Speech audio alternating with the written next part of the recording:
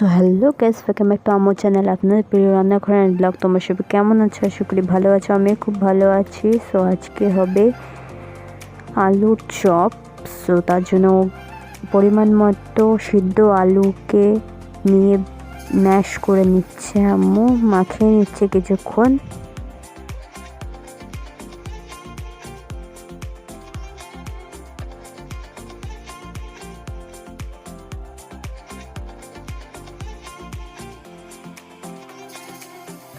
এবার কড়াইতে তেল দিয়ে দিয়েছে। তেলটা গরম হয়ে গেলে এবার কাঁচা লঙ্কা ও আদা পেস্ট করে নিয়েছি মিক্সিতে, তো সেটাকে কিছুক্ষণ কষিয়ে নেবে।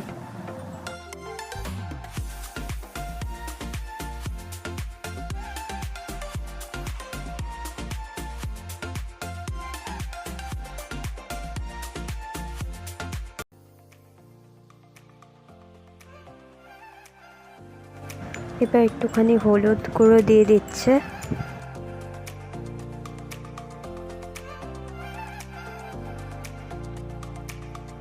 এবার নুন দিয়ে দিল।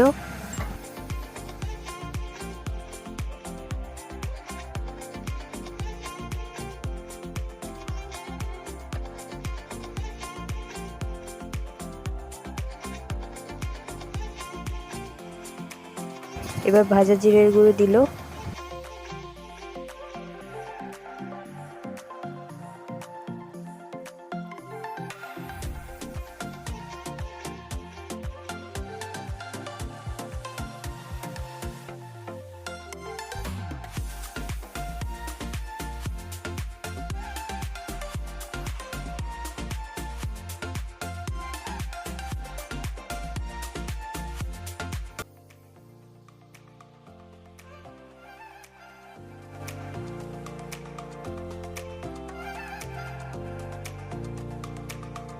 এবার সিদ্ধ করা আলুগুলো দিয়ে দিল, মানে ম্যাশ করে রাখা আলুগুলো।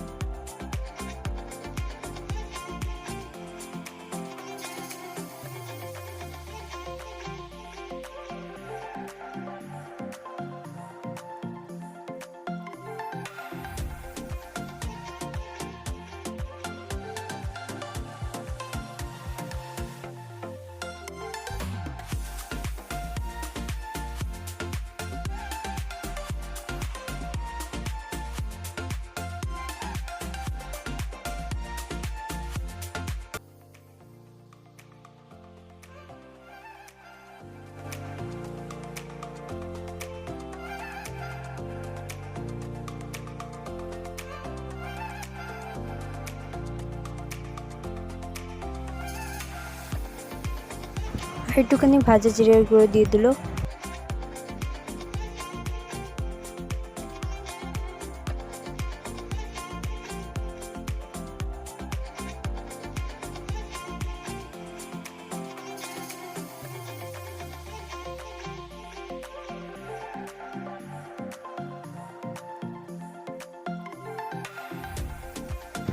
এবার পরিমাণ মতো বেসন দিয়ে দিচ্ছে, একটুখানি বেকিং সোডা,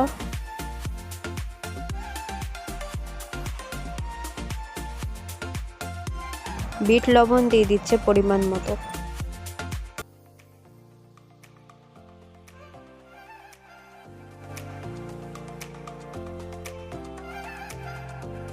পরিমাণ মতো হলুদ গুঁড়ো দিয়ে দিচ্ছে।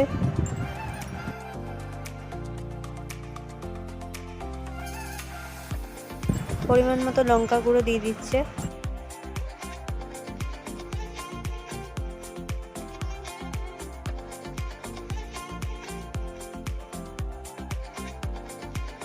এবার পরিমাণ মতো অল্প অল্প করে জল দিয়ে দিচ্ছে। ব্যাটারটা খুব একটা পাতলাও রাখা যাবে না, খুব একটা ঘনও রাখা যাবে না, মোটামুটি রাখতে হবে ব্যাটারটা। তো তার জন্য পরিমাণ মতো জল দিয়ে দিচ্ছে, অল্প অল্প করে দিতে হবে, নাহলে পাতলা হয়ে যেতে পারে বা বেশি ঘন হয়ে যেতে পারে।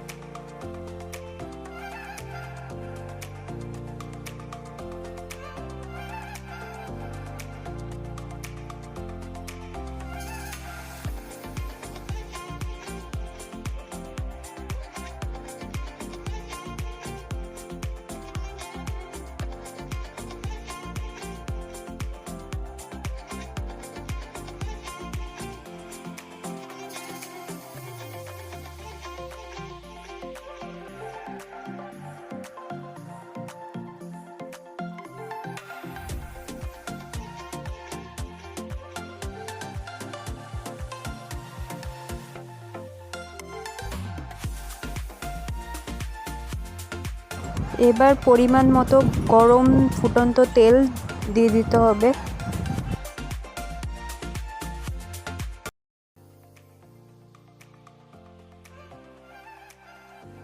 তারপর মিক্স করে দিতে হবে।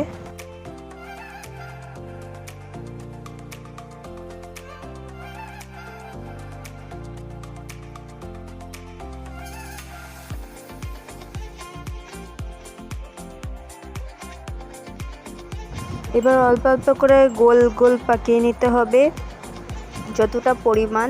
একটু মোটা করে গুলতে হবে যাতে হাতে উঠে যায়, আর ওটা কিন্তু সরাসরি রাখা যাবে না বা সরাসরি করা যাবে না, ওটা কিন্তু প্লাস্টিকে করে করতে হবে। আমি দেখিয়ে দিচ্ছি কিভাবে করতে হবে।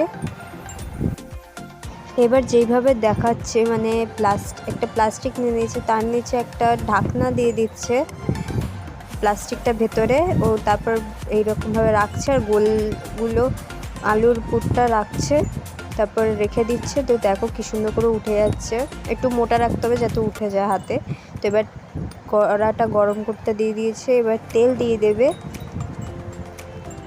ও হ্যাঁ, আরেকটা কথা বলতে ভুলে গেছি তখন। তো তার সঙ্গে কিন্তু যখন ওটা হয়ে যাবে মোটা করে কিন্তু তুলতে হবে। তো তারপর কিন্তু প্লাস্টিকের ওপর রাখতে হবে। দেখতে পেলে প্লাস্টিকের ওপর ওইটা ইয়েটা হয়ে গেলে, আলুর পুরটা হয়ে গেলে তারপর প্লাস্টিকের ওপর কিন্তু আম্মু রাখলো। তোমরা কিন্তু ওভাবেই রাখবে, তাহলে ভালো হবে। এই বেসনটার মধ্যে আলুর পুরটাকে এবার ডুবিয়ে এবার গরম তেলে ছেড়ে দেবে, আর গ্যাসের ফ্লেমটা লো রাখতে হবে যাতে পুড়ে না যায়। এইভাবে পরপর করে ভেজে নিতে হবে। তো দেখো কি সুন্দর করে আমাদের আলুর চপ রেডি হচ্ছে। এভাবে খেয়েও বানিয়ে একদিন, খুবই ভালো লাগবে আশা করি, কারণ এটা খুবই টেস্টি হয়েছিল।